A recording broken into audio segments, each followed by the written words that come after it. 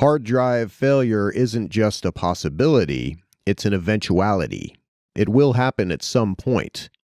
Hard drives typically have warranties that range from 1 to 5 years, so you'll be troubleshooting for sure. We try to limit the amount of hard drive troubleshooting we do by way of prevention, fault tolerance, and backups. But it's inevitable. Troubleshooting will occur at some point. So ask not if, ask when. You might not open up an actual hard drive like in this image, but there are some troubleshooting techniques you can include in your daily work. Now, your BIOS or your UEFI might not recognize your drive. This could be for several reasons. If it is an SATA drive, first check the power and data connections. Make sure they are firmly connected and oriented properly. If a cable was installed improperly, consider replacing the cable as it might have a damaged end. If the drive is an M.2 or PCI Express drive, make sure that it is firmly seated in the slot and consider cleaning the slot with compressed air. Also, check for motherboard BIOS updates. It might be that the drive is simply too new to be recognized, especially by older systems. Also, some drives have their own firmware that need to be updated as well. This is the case with PCI Express-based NVMe drives. They might not work properly or at all without those updates. So be ready for the hard drive firmware update and, of course, the BIOS update. And remember to check the BIOS boot order, also known as the boot priority. It might be that you expect to boot to a specific hard drive, but the BIOS is configured to boot to removable media or something else first. While the BIOS actually sees the drive in this scenario, you might think that it failed to do so. So always check that BIOS boot order and make sure that the hard drive is first. Let's take a look at a system now and view its physical connections and the BIOS boot order. When you can't boot to the hard drive, this could be broken down into two categories: the hardware and also the software/firmware. So you need to check both. If you feel you need to, you can go inside the computer and check the actual connections. Now here we have a connected hard drive, and you can see the wires in the bottom here. You want to make sure that both connections are secure. So here we have the power connection and the data connection. You want to make sure that those are properly connected on the hard drive. Make sure they're secure, and then check the motherboard as well. Check that SATA connection. That's for the data. And then also check the power connection leading to the power supply. Check that rail that is powering that hard drive. Make sure that that is secure as well. Now, on the firmware side, you want to make sure that the drive has been recognized, and then you want to check the boot priority or the boot sequence as shown here. So you want to check both of those things in the firmware. If the drive won't boot, you won't be able to get into the software, so you're not going to be able to check it there. But that firmware is really important. You got to check that UEFI or BIOS and see if the hard drive is, one, recognized, and two, bootable, and is it listed in the proper place in the boot priority. So always check the hardware connections and the firmware connections as well. Okay, so remember, check the hard drive connections and also check that boot order. Set that hard drive first in the boot order for functionality and for security. Now, another issue, Windows might not see a drive or perhaps a secondary drive. And there are several reasons why Windows might not see that secondary drive. Maybe a driver needs to be installed for the drive, or a driver for its controller. This is more common with newer hard drive technologies. Perhaps the secondary drive needs to be initialized within disk management. Or it could be that the drive was not partitioned or formatted. Let's discuss a few more troubleshooting ticket items. If the system runs slow, it can be because the drive has become fragmented or has been infected with a virus or spyware. Analyze and defragment the drive. If it's heavily fragmented, the drive can take longer to access the data needed, resulting in slow reaction time. You might be amazed at the difference in performance after a defrag. If you think the drive might be infected, then scan the disk with your anti-malware program to quarantine any possible threats. Missing files at startup can be a real problem. If you get a message such as boot manager is missing or something similar, then the file will need to be written back to the hard drive. I discussed this more in the Windows videos. In severe cases, when you get messages such as this, it could mean that the drive is physically damaged and needs to be replaced. Missing or corrupted files could be the result of hard drive failure, operating system failure, malware infection, user error, and other things as well. If this happens once, it's not really a big deal, but if it happens more than once, be sure to back up the rest of the data on the drive and then use the preventative methods mentioned previously, especially defragmenting and scanning for malware. You can also analyze the drive's SMART data, and SMART stands for Self-Monitoring, Analysis, and Reporting Technology. It's a monitoring system included with almost all hard drives that creates reporting data, which, when enabled in the BIOS, can be accessed within the operating system. And we'll show this in another video a little bit more as well. Now, if your SATA magnetic disk drive starts getting noisy, this is magnetic drives, if it starts getting noisy, then it's a sure sign of impending drive failure. You might also hear a scratching or a grating sound, or the drive might intermittently just stop or lock up with one or more audible clicks.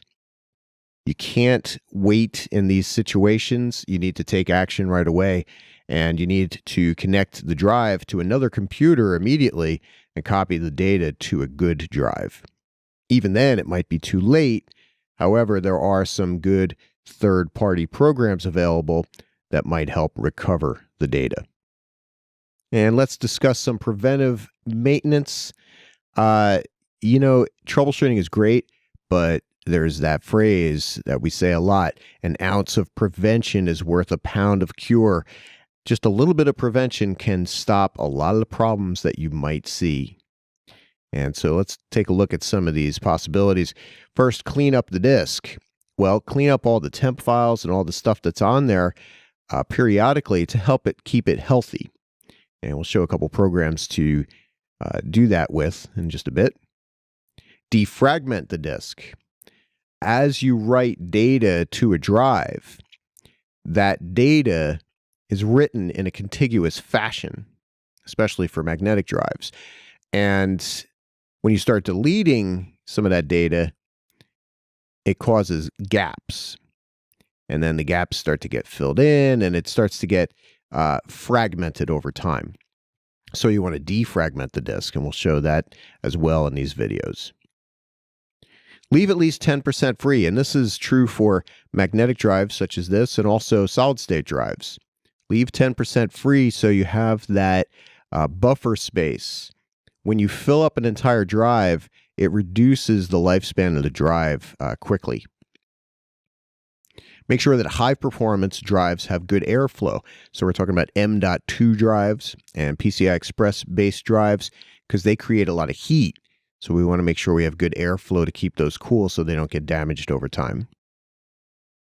Scan the drive periodically with your antivirus software, your anti-malware suite, your endpoint protection platform, whatever it is that you're using. And set the drives to sleep or turn off the computer. If you set the drives to sleep after X amount of time, you're automatically turning those drives off, especially for magnetic drives. You're parking them so that they're not being used when not necessary. So set them to sleep after 15 minutes or whatever is good for the user in question, and that'll help to increase the lifespan of the drive. Let's begin another hands-on demonstration here, and we'll briefly show how to get to a couple of utilities in Windows. And we'll start with disk cleanup. Now, disk cleanup can be accessed from the search option within Windows, or you can go to Start, and let's say in Windows 10, you can go to Start and then Windows Administrative Tools, or you can go to your run prompt and open it from here by typing cleanmgr.exe. cleanmgr.exe. And when we run that, it gives you a drive selection. It says select what drive you want to clean up. So I've got my the first disk, or the first drive, I should say, has 2 volumes, C and E. And then the other drive, the M.2, has 1 volume, the G. So we could select one and click OK. And that'll give us some options here. What do you want to clean up? You can clean up regular temporary files. You could also include the recycle bin. In this case, this volume doesn't have anything in the recycle bin. And you can clean up system files as well. So definitely use the disk cleanup program. You can also set this in the task scheduler to run periodically, automatically. There's third-party programs as well. For example, CCleaner.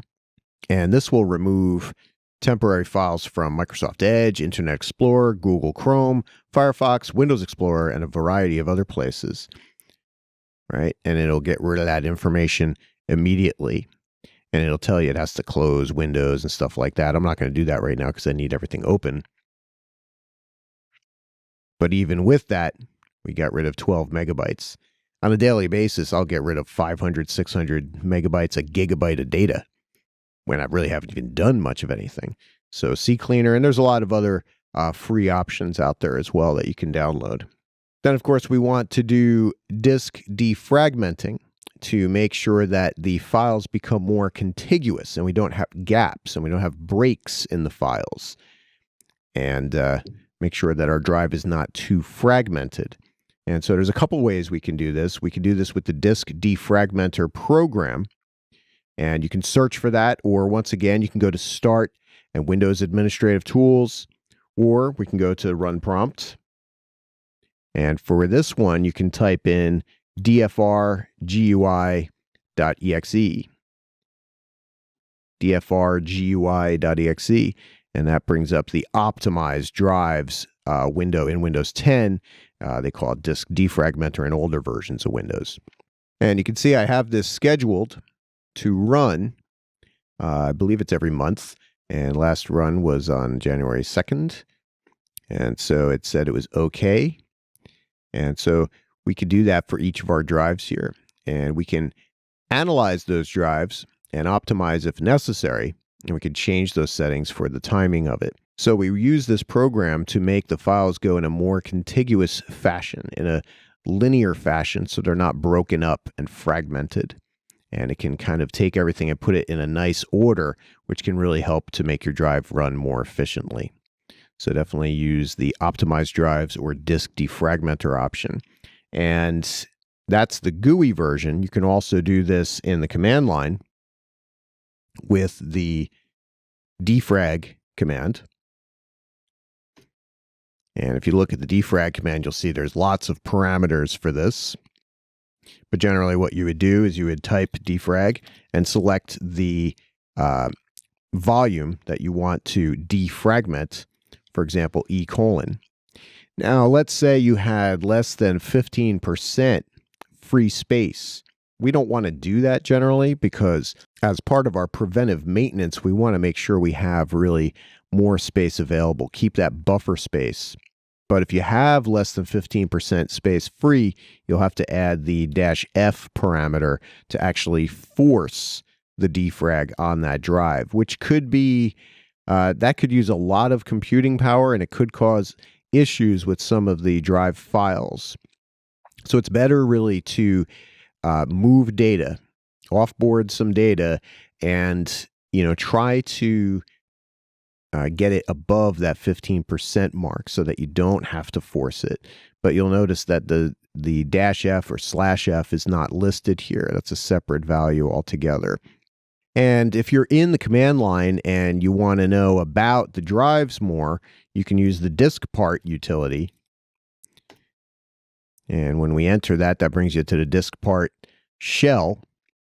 And from there, we can do, say, a list volume to find out about the various volumes on this drive. So you can see all the different volumes we have here and whether or not they're healthy and what type of volumes they are.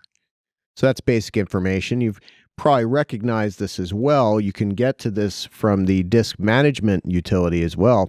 And you can get to that tool either from your administrative tools or you can do it in the run prompt, disk mgmt.msc. That's a Microsoft console window. And that shows all those volumes right here. Compared to the command prompt shows the size, but it doesn't show what's free for that particular command. But here you actually see the free space as well and the percentage free.